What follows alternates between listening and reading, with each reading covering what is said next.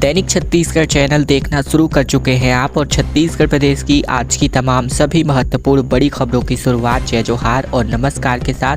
मुख्यमंत्री साय ने कहा कि अब अटक कटक कर नहीं साय साय पैसा आएगा। रायपुर में बटन दबाकर मितानिनों के खाते में 90 करोड़ से ज़्यादा इन्होंने हस्तांतरित किए।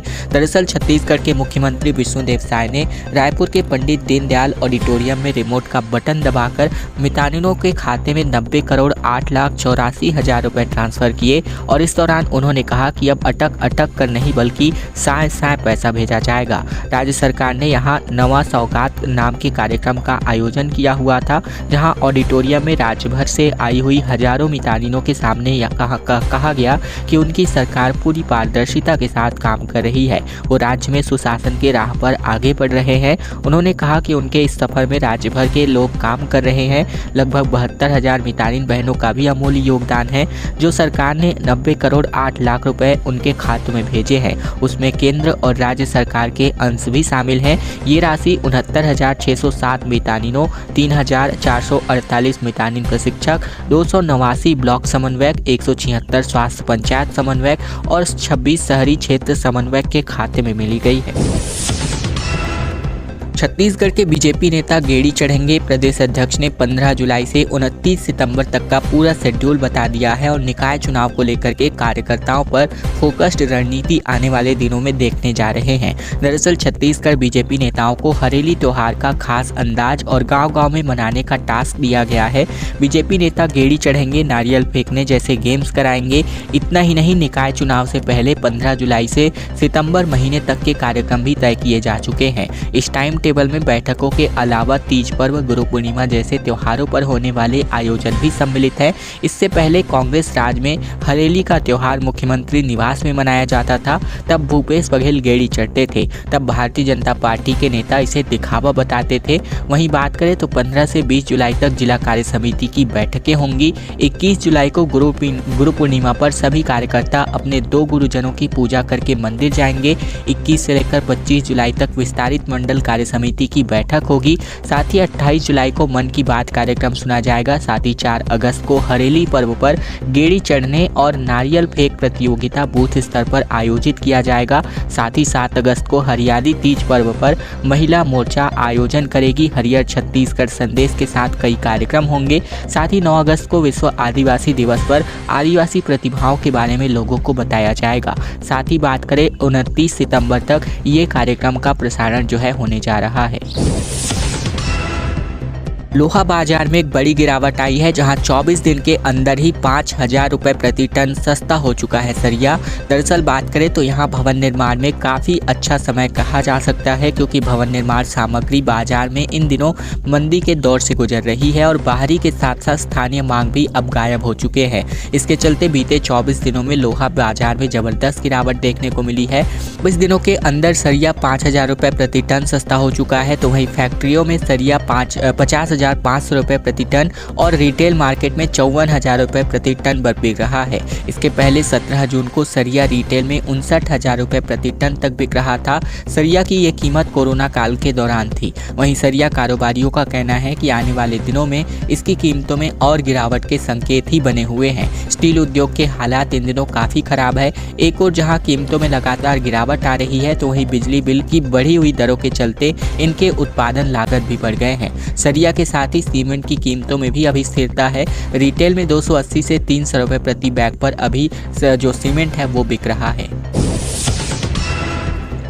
सीबीडी नवा रायपुर लगभग बनकर तैयार हो चुका है, जहां मेट्रो की तर्ज पर प्रदेश का पहला स्मार्ट स्टेशन तैयार है, लेकिन अभी तक यहां पर इसमें ट्रेनें नहीं चलाई जाएंगी। दरअसल मेट्रो की तर्ज पर प्रदेश का पहला स्मार्ट रेलवे स्टेशन सीबीडी नवा रायपुर में लगभग बनकर तैयार हो चुका है। फिलहाल इसका अंतिम चरण का काम चल रहा है। वहीं अगर बात करें तो नवा रायपुर डेवलपमेंट अथॉरिटी यानी NRDA इसे अगस्त में रेलवे को सौंपने वाला है। स्टेशन से केवल ट्रेनों का संचालन नहीं होगा, जबकि इसमें कई तरह की व्यवस्था व्यावसायिक गतिविधियां भी संचालित होंगी। इसके लिए स्टेशन के प्रथम तल पर पूरी तरह से कमर्शियल हब बनाया जाएगा। इसमें 2 दर्जन से अधिक दुकानें होंगी। एनआरडीए ने अभी दुकानों का निर्माण नहीं किया है। अफसरों का कहना है कि ट्रेन के संचालन शुरू होने के पहले दुकानों का निर्माण कर लिया जाएगा और फिर इसे किराए पर दे दिया जाएगा। एनआरडीए ने सीबीडी स्टेशन का काम तो पूरा कर लिया है, लेकिन नवा रायपुर में ही अटल नगर, उद्योग नगर और मुक्तांगन में बन रहे स्टेशन का काम भी अभी भी अधूरा है। इन तीनों स्टेशनों का निर्माण पूरा होने के बाद ही इस रूट पर रेलवे ट्रेन का परिचालन शुरू करेगा।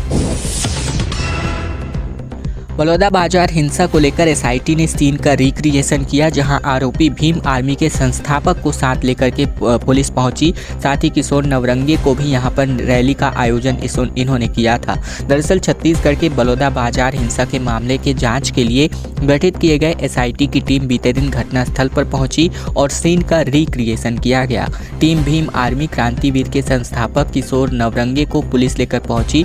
जहां बात करें हिंसा के दौरान, तो यहां दशहरा मैदान में मौजूद भीड़ और मंच संचालन सहित कई तथ्यों की बारीकी से जानकारी जुटाई गई। जांच टीम का नेतृत्व बलौदाबाजार एसपी अभिषेक सिंह कर रहे हैं।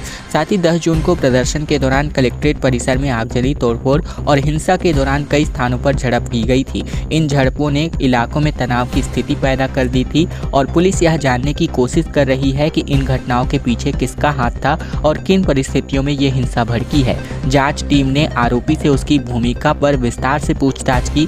जांच के दौरान पुलिस को कई महत्वपूर्ण सुराग मिले हैं जो मामलों को सुलझाने में मददगार हो सकते हैं। वहीं टीम ने कहा है कि जांच अभी भी जारी है और जल्द ही मामले में सभी तथ्यों को स्पष्ट कर दिया जाएगा। उन्होंने यह भी कहा कि दोषियों को किसी भी हालातों में बख्शा नहीं जाएगा। रायगढ़ में चलती बस में भीषण आग लग गई, जहां पिछला टायर फटने की वजह से ये भीषण हादसा हुआ। सामान और गाड़ी पूरी तरह जलकर खाक हो गए, जबकि सभी यात्री अभी सुरक्षित हैं। छत्तीसगढ़ के रायगढ़ जिले में चलती बस में से अचानक आग लग गई। बताया जा रहा है कि बस का पिछला टायर फटने की वजह से ये आग लगी, जहां बस में सवार यात्रियों ने आनन फानन में बस से उतरकर अपनी जान बचाई। घटना देर रात धर्मजयगढ़ थाना क्षेत्र की है। मिली जानकारी के मुताबिक नवीन बस हर दिन की तरह रायगढ़ से जसपुर जा रही थी, तभी सिसरिंगा घाटी के पास आग लग गई। हादसे के बाद तत्काल मामले की सूचना धर्मजयगढ़ पुलिस को दी गई। पुलिस के अधिकारी और जवान मौके पर पहुंचे। इस दौरान आसपास के ग्रामीणों और लोगों की मदद से आग पर काबू पाने की कोशिश की गई, लेकिन बस पूरी तरह जलकर खाक हो गई। कुछ यात्रियों का सामान भी जलकर खाक हो गया। वहीं यात्रियों को दूसरे बस से जसपुर भेजा गया। छत्तीसगढ़ कैबिनेट अयोध्या के लिए उड़ान भरेगी, जहां मंत्रिमंडल के साथियों के साथ श्री रामलला के दर्शन करने विष्णुदेव साय जाने वाले हैं। दरअसल मुख्यमंत्री विष्णुदेव साय अपने मंत्रियों के साथ आज अयोध्या जाने वाले हैं, जहां पूरी कैबिनेट विशेष विमान के माध्यम से श्री रामलला के दर्शन करने जा रहे हैं। वहां दर्शन के बाद राजधानी रायपुर लौट आएंगे। कैबिनेट में श्री रामलला के दर्शन के लिए अयोध्या जाने के संबंध में सीएम विष्णुदेव साय ने मीडिया को जानकारी दी, जहां 22 सीटर विशेष विमान जो है आज सुबह विष्णुदेव मंत्रिमंडल को लेकर अयोध्या के लिए उड़ान भरेगी। मुख्यमंत्री विष्णुदेव साय और उनके कैबिनेट के सहयोगी श्री रामलला के दर्शन करने अयोध्या धाम जाने वाले हैं और इस अवसर पर माता सबरी की पवित्र धरती सिवरी नारायण से बेर फल का टोकरी भी उपहार स्वरूप रामलला को भेंट किया जाएगा। नानी घर घूमने गए बहन और भाई की डूबने की वजह से मौत हो गई। बलरामपुर में मकान निर्माण के लिए बने गड्ढे में पानी भर गया था, जहां खेलते खेलते ये बालक गिर गए। दरअसल छत्तीसगढ़ के बलरामपुर जिले से खबर है, जहां 2 मासूम भाई और बहनों की डूबने की वजह से मौत हो गई। दोनों ही अपनी मां के साथ नाना नानी के घर घूमने गए हुए थे। शुक्रवार को दोनों बच्चे खेल रहे थे और इसी दौरान घर के बाहर ही नींव के लिए खोदे गए गड्ढे में डूब गए। मामला रघुनाथ नगर थाना इलाके के केसारी गाँव का है। मासूम बच्चों की पहचान 6 साल के कार्तिक जायसवाल और 5 साल की दीपा जायसवाल के रूप में हुई है। केसारी गांव से लगभग 15 किलोमीटर दूर बेतो गांव के रहने वाले हैं, जहां उनके पिता का नाम धीरेन्द्र जायसवाल बताया जा रहा है। छत्तीसगढ़ में धान रोपाई पर संकट का जो बादल है मंडरा रहा है। खेतों में दरारें हैं। 46 बांध ऐसे हैं जिनमें सिर्फ 31% पानी है। मौसम वैज्ञानिकों का कहना है कि आज से अच्छी बारिश की संभावना है। दरअसल 25 दिन पहले अच्छी बारिश की उम्मीद से खेत की जुताई की गई थी। धान की फसल के लिए नर्सरी भी तैयार कर ली गई, लेकिन अब रोपाई के लिए पानी ही नहीं है। ये बातें हैं छत्तीसगढ़ के विभिन्न किसानों की, जहाँ कहना है धमतरी जिले के गाँव के किसानों की, जहाँ उनके पास खुद की ज़मीन नहीं है, वो दूसरों से रेगा यानी कि कॉन्ट्रैक्ट के आधार पर खेती करते हैं और उनके लिए खेत मालिक को प्रति एकड़ 13 क्विंटल धान देना पड़ता है। ऐसे ही तमाम चिंताजनक स्थितियां अभी बारिश के मौसम में भी खेत के सूखे रहने की वजह से निकल कर सामने आ रही हैं। वहीं आप बात करें मौसम वैज्ञानिकों की, तो आज से छत्तीसगढ़ के विभिन्न इलाकों में अच्छी बारिश के आसार जो है नज़र आ रहे हैं।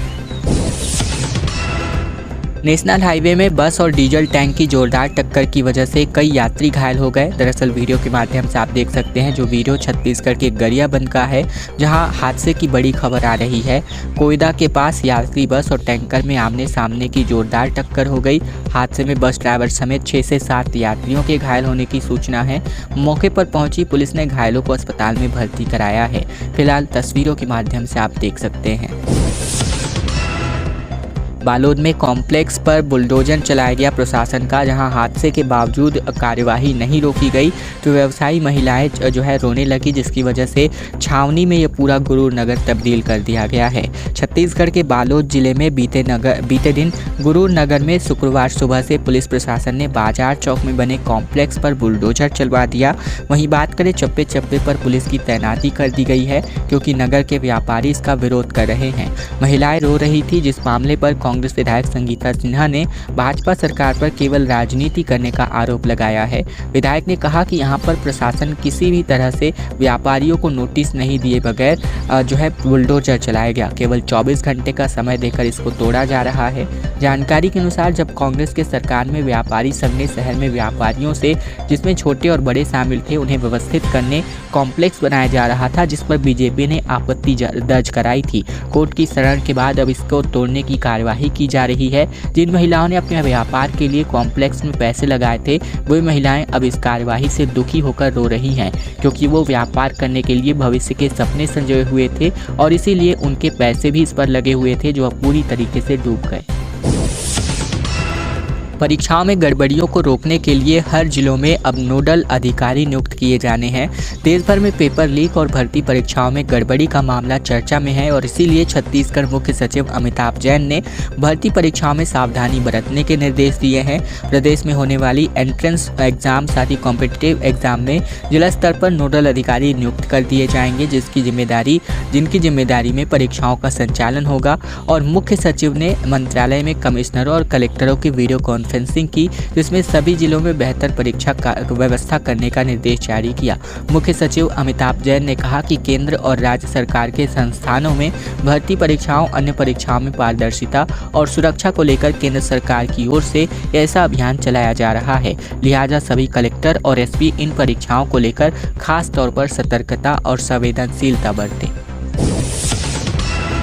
छत्तीसगढ़ में 2 जनपद सीओ समेत 3 पर एफआईआर हो चुके हैं। मैनपाट में पीएम आवास योजना में गड़बड़ी पाई गई, जिसपे अपात्रों के खाते में लाखों रुपए भेज दिए गए। सरगुजा जिले के मैनपाट ब्लॉक में पीएम आवास योजना में एक बड़ी गड़बड़ी के मामले में प्रशासन ने कार्यवाही करना शुरू कर दिया है। एसडीएम की जांच रिपोर्ट के आधार पर कमलेश्वरपुर पुलिस ने 2 पूर्व जनपद सीओ और एक बीएलओ के खिलाफ धोखाधड़ी का अपराध दर्ज किया है। शुरुआती जाँच में 14 हितग्राहियों के 11,60,000 रुपए दूसरे के खातों में भेजना पाया गया। मैनपाट में पीएम आवास योजना के अंतर्गत 600 से ज्यादा हितग्राहियों की राशि दूसरे खातों में आज ट्रांसफर कर दी गई है। इसके अलावा जिले के प्रभारी मंत्री ओपी चौधरी ने अधिकारियों को 15 दिनों में जांच पूरी करने के निर्देश जारी किए थे। मामले की जांच सरगुजा कलेक्टर की ओर से सीतापुर एसडीएम रवि राही की अध्यक्षता में गठित किए गए 3 सदस्यीय समिति की ओर से किया गया, जिसमें 2016 से 2023 में स्वीकृत आवासों में 3.5 करोड़ रुपए से ज्यादा की हेराफेरी की आशंका है। अगली खबर रायगढ़ से, जहां पटरी से मालगाड़ी के 2 डिब्बे उतर गए। मुंबई हावड़ा रेलवे मार्ग पर कई ट्रेनें रात में प्रभावित रहीं, तो वहीं सुबह एक बार फिर से परिचालन शुरू किया गया। छत्तीसगढ़ के रायगढ़ जिले में बीती रात मालगाड़ी के 2 बोगी पटरी से उतर गए। बिलासपुर रेलवे मार्ग के किरोड़ीमल नगर रेलवे स्टेशन के पास ये घटना हुई। बताया जा रहा है कि घटना से मुंबई हावड़ा रेल मार्ग रात भर प्रभावित रहा। हालांकि सुबह तक रेलवे सुरक्षा बल सहित अन्य अधिकारियों ने व्यवस्था दुरुस्त कर ली। आरपीएफ थाना प्रभारी कुलदीप कुमार ने बताया कि किरोड़ीमल नगर रेलवे स्टेशन के पास मालगाड़ी के 2 डिब्बे पटरी से उतरे थे। उन्हें सुबह तकरीबन 4:15 बजे उठा लिया गया है। उनका कहना है कि कुल कितनी ट्रेनें उस दौरान प्रभावित होंगी ये कंट्रोलर ही बता पाएंगे। बताया जा रहा है कि रात के समय कुर्ला, समरस्ता और जनशताब्दी सहित कुल मिलाकर कुछ ट्रेनें अलग अलग रेलवे स्टेशन पर खड़ी की गई थी। सुबह व्यवस्था के बहाल होने के बाद एक बार फिर मुंबई हावड़ा लाइन पर ट्रेनों का परिचालन शुरू कर दिया गया है। छत्तीसगढ़ की खबरों का सिलसिला बस ही तक का था। वीडियो पसंद आने पर वीडियो को लाइक करना मत भूलिएगा। चैनल पर अगर आप अभी भी नए हैं तो छत्तीसगढ़ प्रदेश की तमाम बड़ी खबरें रोजाना अपने मोबाइल पर पाने के लिए चैनल को सब्सक्राइब करना बिल्कुल मत भूलिएगा।